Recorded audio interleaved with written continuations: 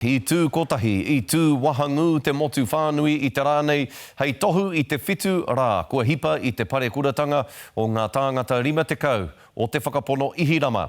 Tai au tira hoki ki te 40 mārua i tau tū. Hei te rānei, ka rere rangi whāwhā atu rā tātou ki ngā tōpito katoa o te motu. Kia ki te ai tātou, i aha, i roto i tēnā rohe, i roto i tēnā rohe, hei tohu i tēnei rā nui whakaharahara. E tika ana kia taupua tuatahi atu tātou ki o tautahi, kei reira tātou kai kawe kōrero tautohito a Irena Smith. Irena.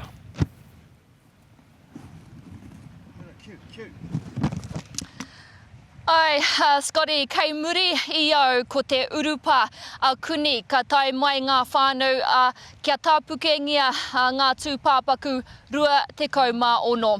E ai ki ngā whakamārama, he mano ngā tāngata ka tai mai ki te tuku i a rātou, tangi ki te tuku i a rātou, poroporo aki maha.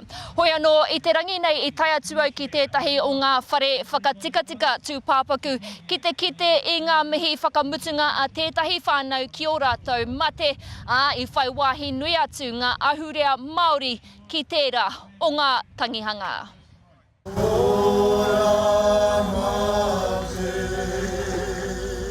He tohu aroha e whakakotahi nei i ngā iwi e rua.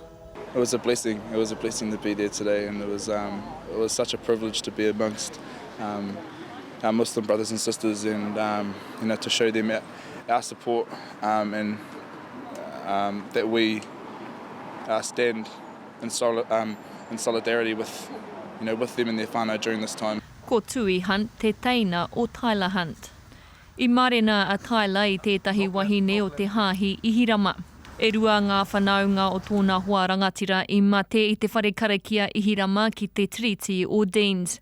Ko Naeem Rashid me tana tama a Taulha Naeem aua pārurenga. Definitely about breaking a lot of barriers in terms of the two cultures, and I think my brother Tyler, who is Muslim also, he's a great example of breaking those barriers and being both Māori and Muslim.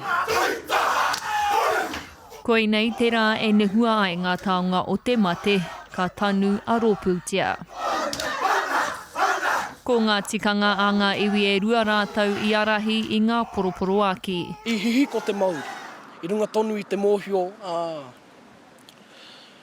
me kore ake, tātou te iwi Māori, e te aki, iera o ngā mate, kua hinga tātou, kua ahua, kua maumau rā te toto o a mātou matua tipuna. A kia kaua tātou e maumau te toto, a reira, a rā te ki, a tērā o ngā upoko o tuahuriri, kia te whai ki te iwi.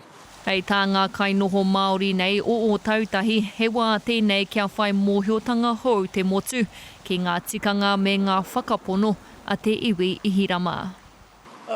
Ko te mea pia, ko kore tātou e whai whakaaro pia. Ko ia tonu te take, ko kore e whai whakaaro ki ngā ahuatanga kia piri tahi ai tātou. Engari, nā te tīhaitanga o tēnei o ngā tukinotanga, kua kite, kua hinātore, me tūkahi kate a katika. Ki te kore, ka tōtara wāhi rua, he kai mā te ahi. Mai i te parekura, a tōna wā, ka puta, ko te ora. Nō rere, Irena, he maha ngā kaupapa whakamaumahara i whakahaerehia i roto o tautahi i te rānei. Engari, he maha tonu ngā kaupapa kei mui te aroaro a ēnei rangi whakatānei, nera? Ai, tuatahi rā ka whakaoti tēnei wahanga tapu arā ko te tanu a rōpūtia i ngā tūpāpaku nei i roto tonu i tēnei haora. Heoi, āpopo ka tū tētahi hikoe e ki ana ko te hikoe mo te aroha. Ka whakahaerehia ētahi tauira kōhine mai tētahi kura o tautahi nei. O tira hei te rātapu, ka tū tētahi kaupapa whakamahara me kei te pāka o Hagley ka timata tērā a te rima karaka. Ko te wahanga Māori ka whakakotahi mai ko ngā rōpū kapahaka o te rohe o Waitaha nei me ngā kura anō hoki ki te waiata i tētahi waiata kua tito mō tēnei o ngā parekura, mō te iwi ihirama anō hoki ka waiata hia ki tērā o ngā kaupapa. O tira kua whakakotahi mai anō hoki ngā Māori ihirama ki roto o tautahi kei te marae o rāpaki rātou e noho tahi ana i tēnei wā. Hoi anō. Aroha. Aroha. Kai whaka kotahi tātou. Kai whaka kotahi tātou. Kai whaka kotahi tātou. Salaam alaikum. Ka mutu Irena, ko te wawata ki hoki ngā ihirama ki o rātou whare karakia e rua i te rānei. Ngā whare karakia i taka iho rā ki raro pō ke ao pō au tini i te rāwe ki engari. Kāre te rā wawata i te tuki, ne? Ai, Scotty, me ki i rongo rā koe i e rā kōrero, ko te aroha, ko te whakapono, ko te whakakotahitanga, koira ngā kupu aki a ngā rangatira ihirama ki a tātou katoa o tira tātou i o tautahi nei i te rā tonu nei.